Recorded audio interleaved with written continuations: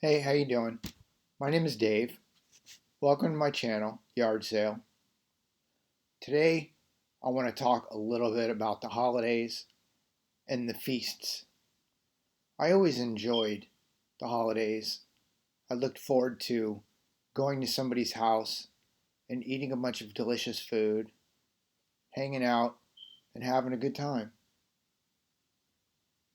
It's funny because the cycles always were going to somebody's house, you eat a bunch of cookies and treats, then you sit down and eat a big plate of food, some kind of meat, obviously, turkey if it's Thanksgiving, maybe ham, maybe some beef, maybe some corned beef or something delicious like that. Always with all the fixings, the stuffing, bread, all the delicious stuff that goes along with those big plates of meat. Then very shortly after everybody ate, all the kids would go outside, play catch, play tag, run around the yard, and all the adults would gravitate towards a room that was warm because I'm in a cold area. So they'd all end up in one of the warmer areas and they'd all pass out. We'd all pass out asleep. And of course, we would say, "Oh, wow, that turkey really got to me, really knocked me out." And that all made sense on Thanksgiving, maybe when there was turkey, but during Christmas, when there's ham, or other holidays when there's pork or something else, the turkey explanation didn't really work out so well. Now, many years later, going through the health cycles that I've been through, I'm realizing that the reason why the kids were out playing and running around is because they weren't in a diabetic coma, basically. All the adults didn't really have a choice of whether they wanted to take a nap or not. Their body basically forced them to take a nap because the sugars in their system was so high. Now, you may be one of these people that will continue to argue that the tryptophan or whatever the chemical is that's in turkey puts you to sleep. And I'm not going to disagree because I'm not a doctor, I'm not a healthcare specialist, I have no idea. But you might want to try going to the grocery store and getting a half pound of turkey or quarter pound of turkey, some sliced roast turkey, or maybe buy a turkey breast and cook it up for dinner and eat it without all the bread and all the other sugar and carb fixings that you would eat in a normal Thanksgiving or holiday meal.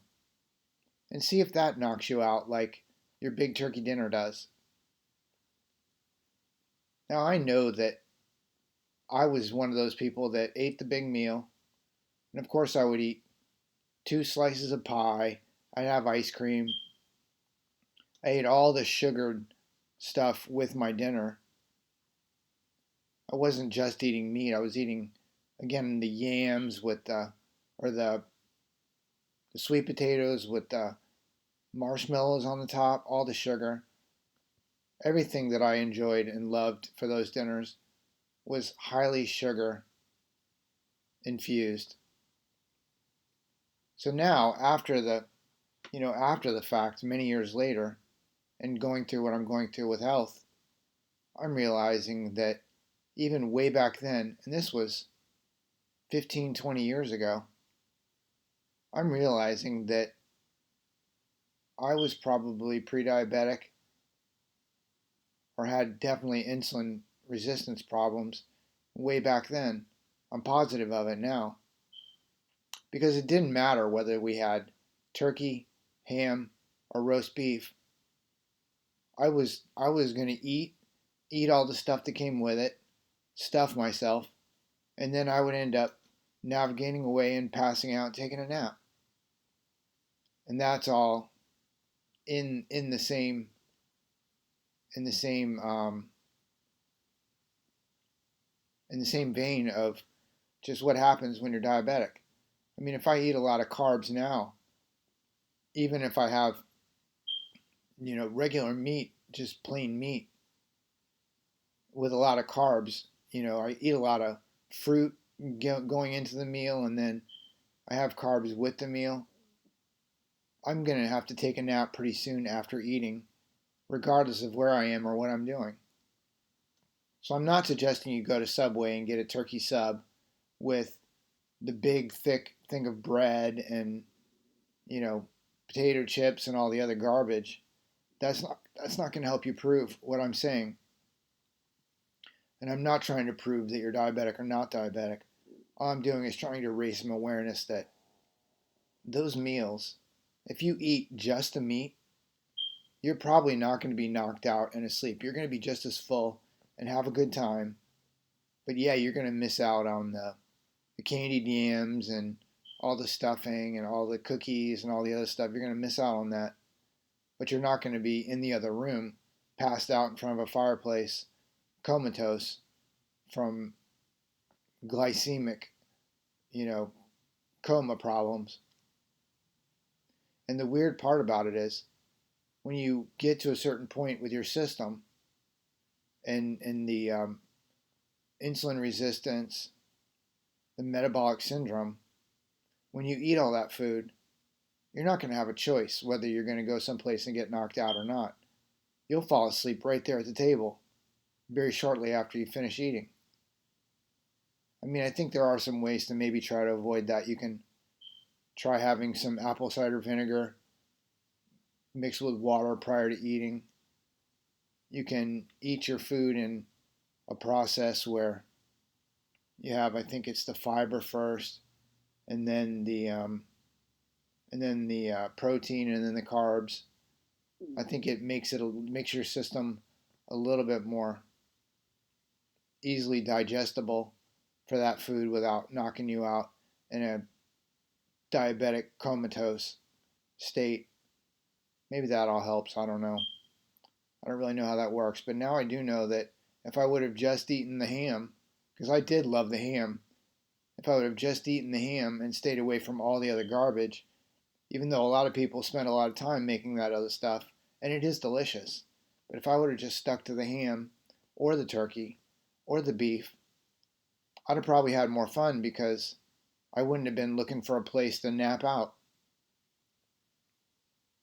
I hate it that I would go out, I would drive an hour away, I'd spend all the time to get ready and get out there. I would eat all this delicious food, and by the end of the cycle of eating, and after we finished pie and we finished ice cream, all I was thinking of is, I just can't wait to go home and I'm going to go to bed, go to sleep, and sleep this off. And of course, I had the excuse to myself, oh, it's the turkey. But that doesn't work when you're eating ham or roast beef. So if you think that turkey knocks you out, again, like I said, try buying yourself a turkey breast, cooking it up, and eat it without all the garbage, and see if that turkey knocks you out. And if it does, then maybe turkey does knock you out.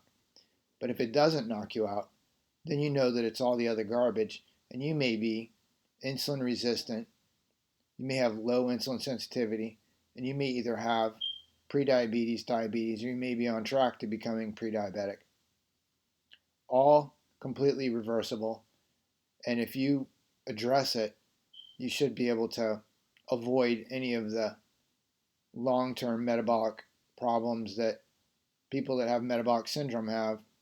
You'd probably be able to avoid neuropathy, retinopathy, and all the problems that come along with the high blood sugars.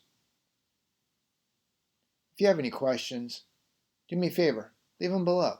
If you have any comments, I'd love to hear what you have to say. If you think this is interesting, or if I'm helping you avoid a post holiday meal coma, then do me a favor and subscribe to my channel, because I'll be adding more content like this in the upcoming weeks and months. Hope you enjoyed this and hope you have a great day. Thank you.